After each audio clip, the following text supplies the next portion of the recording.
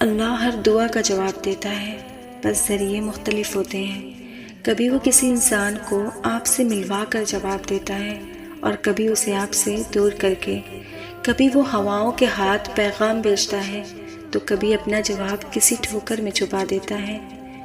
کبھی وہ سجدے میں گرا کر اپنی مصلحتیں سمجھاتا ہے اور کبھی ہاتھ تھام کر صبر کا صلہ دیتا ہے۔ آزمائش کا آنا اور روح کا ریزہ ریزہ ہو کر بکھر جانا بے وجہ نہیں ہے۔ کبھی تکلیف میں ہو تو اللہ کو محسوس کرنا، پھر اس کی موجودگی بھی دکھائی دے گی اور اس کی سرگوشی بھی سنائی دے گی۔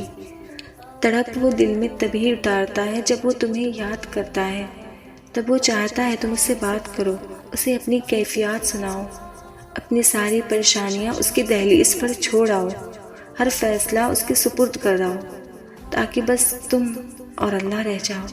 پھر سے مسکراؤ اور سب بھول جاؤ۔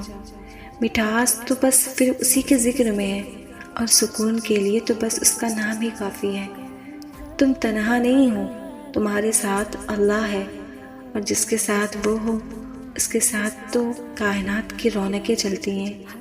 کچھ بھی ناممکن نہیں ہوتا، ہم بس ایسا سوچ لیتے ہیں کہ یہ چیز نہیں ہو سکتی۔ کیوں نہیں ہو سکتی؟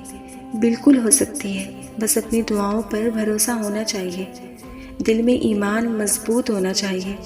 جب سچے دل سے، دل میں بغیر کوئی شک لائے تم اللہ سے مانگو گے تو وہ تمہاری دعا پر کن ضرور کہے گا۔ اپنے دل سے تمام شک ختم کر دو، ہر دعا پوری ہوگی، اور اگر نہیں ہوگی اس میں بہتری ہوگی اور اس کے بدلے اس سے بھی بہترین چیز ملے گی، یا پھر تمہارے دل سے اس کی خواہش ہی ختم ہو جائے گی جو تمہارے لیے بہتر نہیں۔